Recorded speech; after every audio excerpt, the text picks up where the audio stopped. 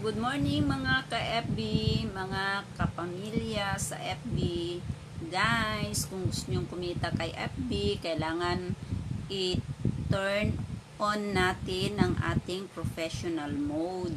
Kasi kung hindi nyo ito turn on yan, hindi kayo kailanman kikita kay Facebook.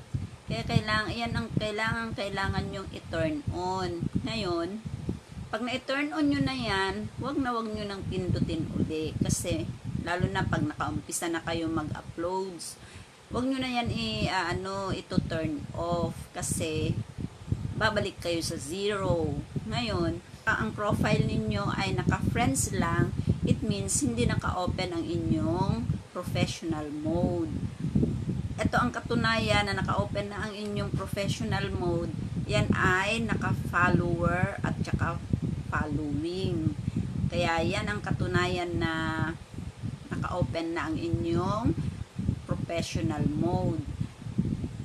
Kahit anong gawin nyo guys, kung hindi naka-open ang inyong mga professional mode, kahit tumambling pa kayo dyan, kahit gumapang pa kayo dyan, kahit magtatalon pa kayo dyan sa mga upload nyo, kahit 1 million views pa yan guys, hindi yan kikita kay Facebook kasi naka-turn off ang inyong professional mode. So, check nyo na guys, baka hindi pa naka-turn on ang inyong mga professional mode.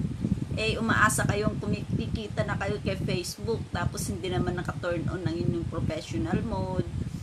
Ayan guys, tip ko lang yan sa inyo. Baka sabihin nyo naman, umaasa kayo na may mga 1 million views na kayo dyan, kikita na kayo kay Facebook.